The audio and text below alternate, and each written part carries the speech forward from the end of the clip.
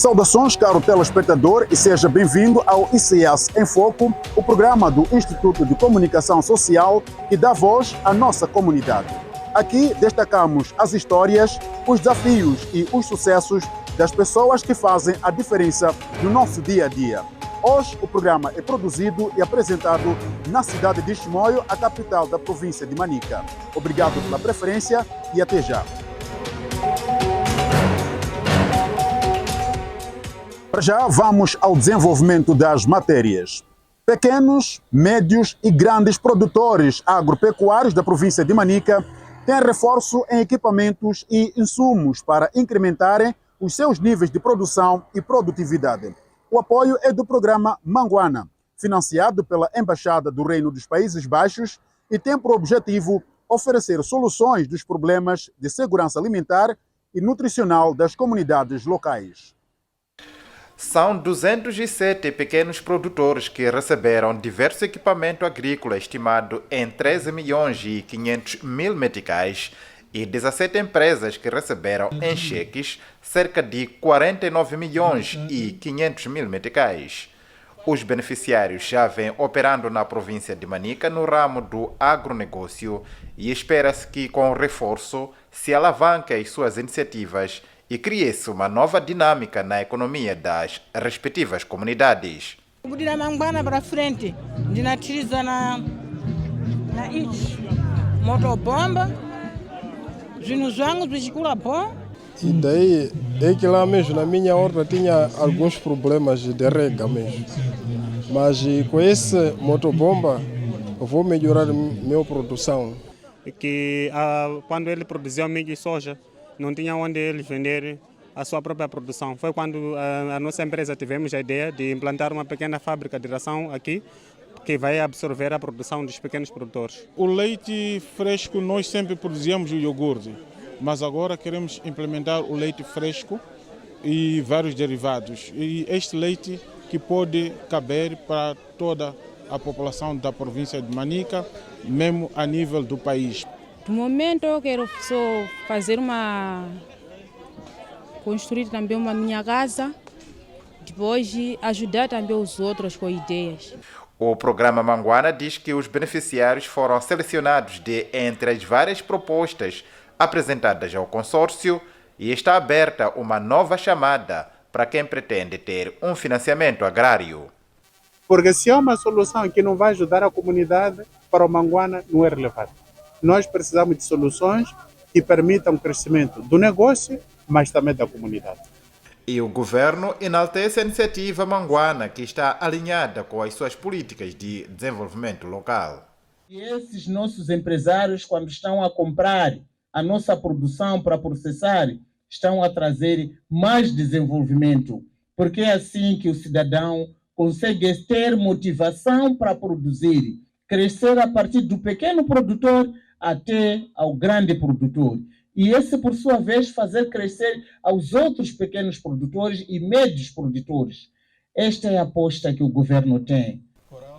O programa Manguana, que decorre nas províncias de Manica e Sofala de 2024 a 2027, é implementado por 4 organizações, nomeadamente Tecnoserve, Resiliência, Agência do Zambeze e Agência do Desenvolvimento Econômico de Manica. Produtores de mandioca no posto administrativo de Chidenguela, distrito de Mancacás, em Gaza, estão frustrados com os baixos preços praticados no mercado local, com a agravante de serem definidos pelos revendedores. O fenômeno prejudica aos produtores, uma vez não compensarem os esforços empreendidos durante o processo de cultivo. Segundo uma das produtoras de mandioca neste ponto do país, as condições impostas prejudicam os esforços empreendidos pelos camponeses e a renda familiar. Kahawa grossista, roda wangu bagweva. Mipau hikatu vana tekengu 50 valambo se chikhalo chihiku nacho ngucho hiku hini chikhalo hakhala hikombela ku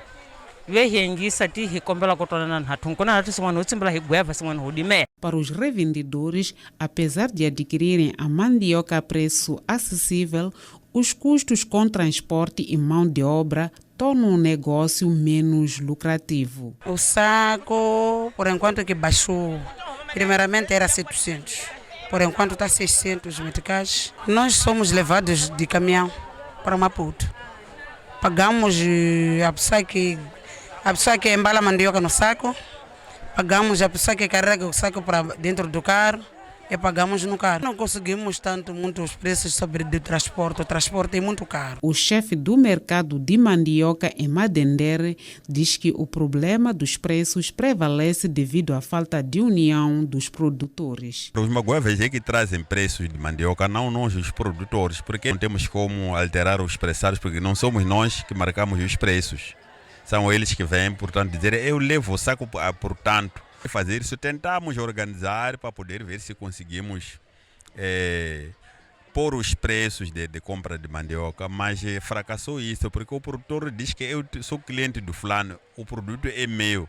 Então o governo não tem nada a ver com questão de vir marcar o preço nas minhas coisas. Enquanto isso, o chefe do posto administrativo de Xidengele afirma que o governo está a trabalhar para regular os preços, ainda que em um contexto de economia de mercado. O trabalho que temos feito é com os nossos próprios produtores para que eles sejam unidos.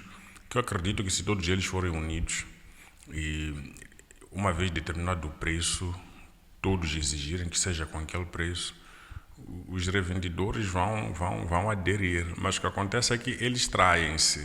Uns marcam aquele preço e os outros marcam um outro preço. A situação evidencia a necessidade de união entre os produtores e o apoio do governo para garantir preços justos e sustentáveis para todos os envolvidos na cadeia produtiva da mandioca. Para atrair investimentos e impulsionar o desenvolvimento de Nampula, o governo organiza uma feira de exposição das potencialidades econômicas da província. O secretário de Estado do Comércio disse que a Feira Econômica de Nampula constitui uma oportunidade ímpar para alavancar a economia da província e do país. Nampula é terra de oportunidades, como vós todos sabeis. Com uma economia diversificada, um povo empreendedor, um povo resiliente. Acreditamos que juntos podemos, com um futuro próspero, sustentável para a nossa província, fazer mais melhor. Eu pessoalmente acredito que o melhor de Nampula ainda está por vir. Quero com isso apelar a todos os investidores aqui presentes que venham explorar essas oportunidades que a Nampula oferece. Juntem-se a nós para fazer de Nampula uma referência nacional de resiliência, de inovação, rumo a uma economia diversificada e competitiva. Os expositores veem a feira uma oportunidade de expor as potencialidades que a província dispõe, assim como atrair investimentos para o crescimento econômico da província. Uma boa iniciativa, um sistema de marketing para impulsionar a economia da província de Nampula, e aqui estão tantos fabricantes, comerciantes e também estão pessoal do distrito, de 23 distritos. Então acaba sendo um centro de negócio. Bom, nós tivemos alguns visitantes, para além dos produtos agrícolas, nós trouxemos alguns produtos minerais, não é? Então esses produtos minerais despertaram muita gente sobre o potencial que nós temos. É possível que daqui em diante tenhamos algumas parcerias, pessoas que precisem de investir na área de extração mineira. O governador de Nampula disse que seu executivo está empenhado e comprometido com o desenvolvimento econômico da província, o qual é fundamental para o sucesso da economia nacional. A todos os expositores, sua presença é um testemunho da confiança que tem na nossa província e no seu potencial econômico. A Feira Econômica de Nampula envolveu cerca de 250 expositores de diferentes ramos, dentre agricultura, hotelaria, mineração, construção civil, inovação, transportes, entre outros. Casa de Frango e Coelho, uma empresa estabelecida em 2019 no distrito de Murumbene, na província de Inhambane, retoma a produção máxima de frangos, estimada em 2.000 pintos por lote, depois da crise gerada pelas manifestações pós-eleitorais. Foram dias difíceis, mas como se diz, depois da tempestade vem a bonança. A Casa do Frango e Coelho no distrito de Murumbene retomou a produção máxima em março deste ano. De acordo com as informações do gerente daquela empresa, Antônio Zita, a produção caiu depois das manifestações pós-eleitoral, com uma capoeira com capacidade de 2.000 pintos. Antônio Zita diz que atualmente conseguem processar mais de 300 frangos por dia. Tivemos dificuldade a partir de janeiro, fevereiro, mas de março para cá conseguimos meter pelo menos 2.000 pintos por mês. E capacidade de processamento, nossa estimativa são 350 no processamento diário, né? Aquilo é degolar, é fazer todo o processamento, embalar, pesar e já congelar. Com um intervalo de 4 a 5 semanas de criação daquelas aves, a Casa do Frango e Coelho faz o processamento durante uma semana. Temos um intervalo de 4 a 5 semanas a criação. Então, digo isso porque metemos a diferença talvez de umas 2 semanas, metemos outro. Então, quando chega aquele momento de processamento ali, quando já batemos que 350 já é por dia. Antônio Zita fala do mercado como um dos obstáculos que afeta o negócio da venda de frangos processados naquela empresa. Ainda não chegamos naquela nossa meta que nós queremos, de todos os dias conseguirmos ter os frangos já processados, por causa devido ao mercado. Não tem mercado? É muito escasso o mercado. Localmente aqui tem muitas pessoas que criam aquelas pequenas quantidades, vendem frango ainda vivo. Então, enquanto nós não vendemos o frango vivo, vendemos frango processado, pedaços, e já o mercado não é lá muito. Fornecemos algumas lojas em Maputo, alguns supermercados em Maputo. Por se tratar de uma empresa ainda jovem, a fonte diz que ainda não fecharam o valor do investimento. Falando do investimento, ainda não conseguimos, na verdade, acolher os lucros, né? Qual é o valor que foi investido? 2 milhões de meticais. 2 milhões de meticais, que são 20 mil antigamente. Ainda estamos a tentar gatinhar para crescer. E o rendimento não é lá muito ainda não chegamos a ver lá, mas dá para ajeitar. A Casa do Frango e Coelho em Murumbene funciona com 5 trabalhadores permanentes e um número considerável de eventuais. Governador da província de Sofala incentiva aos dirigentes distritais a promoverem a mecanização agrícola como forma de garantir a geração de riqueza para as comunidades locais.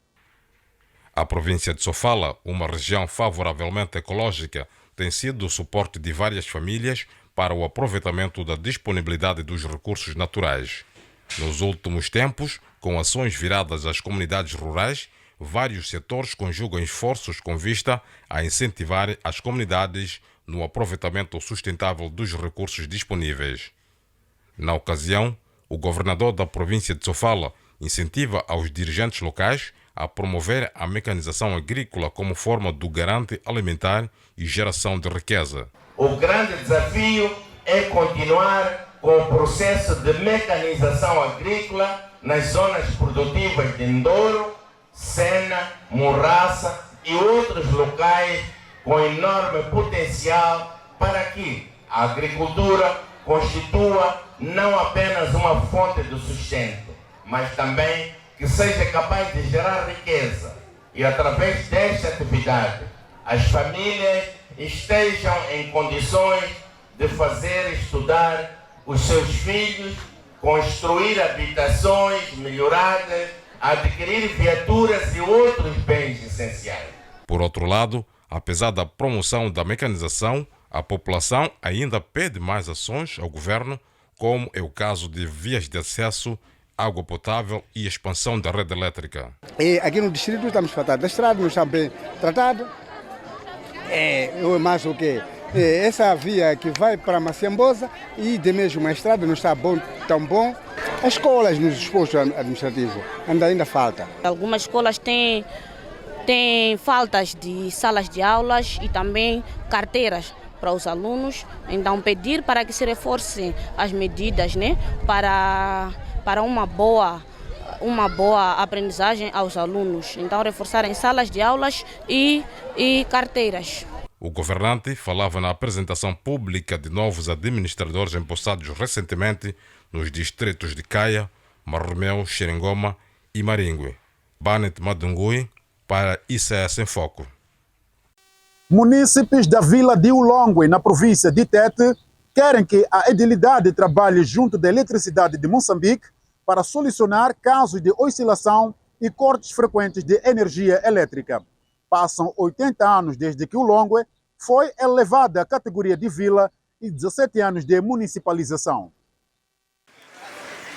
Apesar da notável mudança que o Ulongwe apresenta, os munícipes pedem a requalificação da rede de expansão de abastecimento de água potável e não só, junto da Eletricidade de Moçambique, procurar soluções vigentes à melhoria da qualidade da rede, dado que o Ulongwe registra com frequência cortes no fornecimento da energia elétrica. Já temos algumas vias asfaltadas, então tinha que se prosseguir mais com outras vias, melhorar vias para os bairros fora da vila, não é? Já está-se a melhorar, não é, a expansão de energia elétrica. Então sugeríamos para ainda continuar para os outros bairros, além dos bairros da vila, não é? Ficamos 2, 3 semanas sem água nas torneiras. Então pedíamos que o município intervisse para poderem trabalhar junto com a empresa de água para poder melhorar a água. O que falta agora é darmos continuidade a aumentar os furos para aqueles bairros que ainda carecem de um aumento segundo a densidade populacional. A quando a celebração dos 80 anos de elevação à categoria de vila, o edil de Ulongwe, Evaristo Pedro Fidelis, apontou a entrega e dedicação dos munícipes na construção de infraestruturas melhoradas e resilientes que estão a contribuir para o crescimento econômico-social desta autarquia. Não obstante, disse que estão em curso ações que visam impulsionar o bem-estar dos ulongwenses, visando a elevação à categoria de cidade ainda neste mandato de governação. Um outro dado não menos importante que temos a realçar é a contribuição dos munícipes no crescimento econômico e social da nossa vila, que caminha a passos largos em direção à futura cidade, através de empreendimentos econômicos, na construção de infraestruturas sociais de alto padrão, no turismo e restauração. Saudamos, pois, os nossos agentes econômicos e aos munícipes em geral por este engajamento. Parabéns, munícipes de Ulongwe. A vila de Ulongwe é sede administrativa do distrito de Angônia, no nordeste da província de Tete, e dado ao clima que oferece aos munícipes, é considerado o porto seco da província por conta da sua maior capacidade agrícola. Erosão acentuada devido à extração ilegal de solo gera arrependimento no seio dos residentes do bairro Bilila, distrito de Niquadala, na província da Zambésia. Para conter a proliferação de areeiros clandestinos naquele ponto do país, os residentes pedem uma intervenção do governo.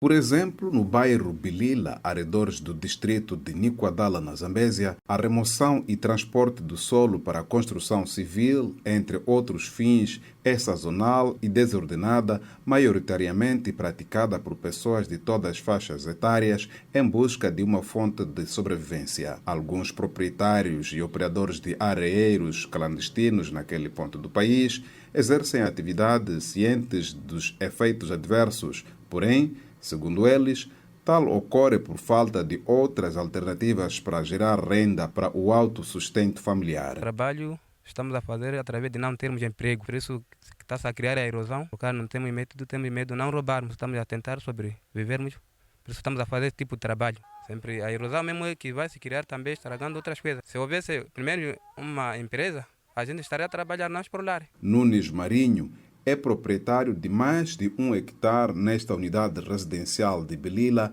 onde, com o apoio de outros 12 colaboradores sazonais, extraem os solos para a construção civil e entre outros fins.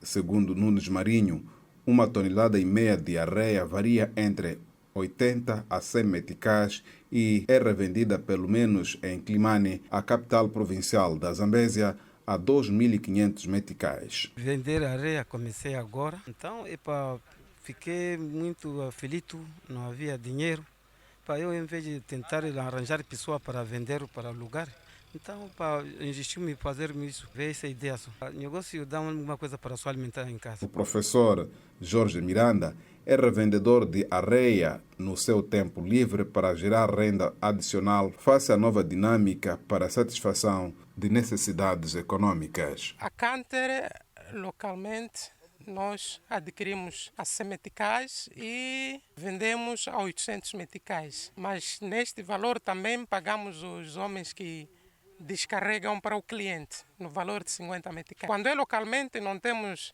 esses problemas de chegar até a fiscalização. Só quando é para Climane é que tem tido esses problemas. Mesmo em termos de combustível, nós fazemos a 2.500. Para Niquadala fazemos a 1.200. Instituto de Comunicação Social ainda está em busca de financiamento para a aquisição de equipamentos para operacionalizar o seu projeto de implantação de uma televisão nacional educativa rural.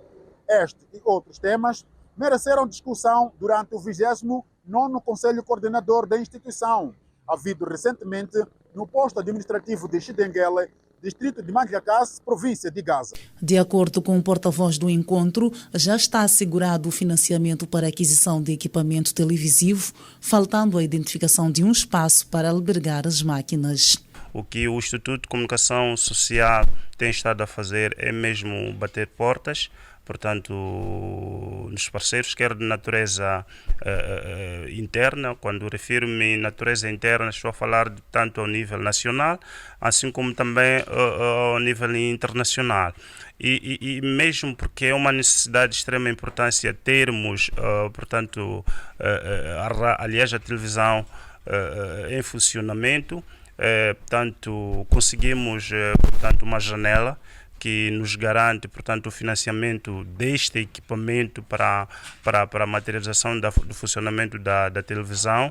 Outro desafio da instituição tem que ver com a instalação de centros multimídias com o objetivo de assegurar o acesso às tecnologias de informação e comunicação às comunidades. A diretora-geral afirma que já foram identificadas algumas rádios comunitárias com condições para receber os equipamentos. Estamos a apetrejar os CMCs em parceria com o CIT, que é o Centro de Investigação e Transferência de Tecnologias.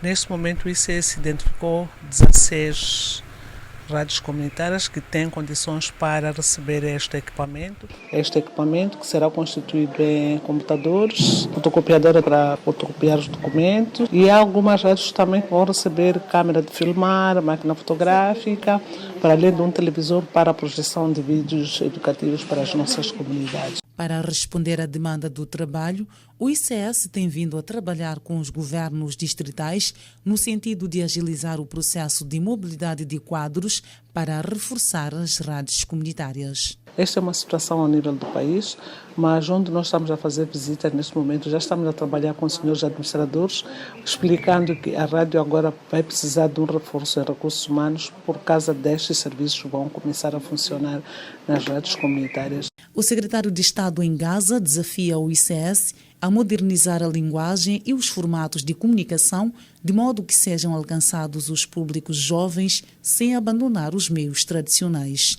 Desafiamos o ICS a adoptar e modernizar cada vez mais a linguagem e os formatos de comunicação para alcançar os públicos mais jovens e urbanos, sem descurar a preservação dos meios tradicionais ainda relevantes nas zonas rurais.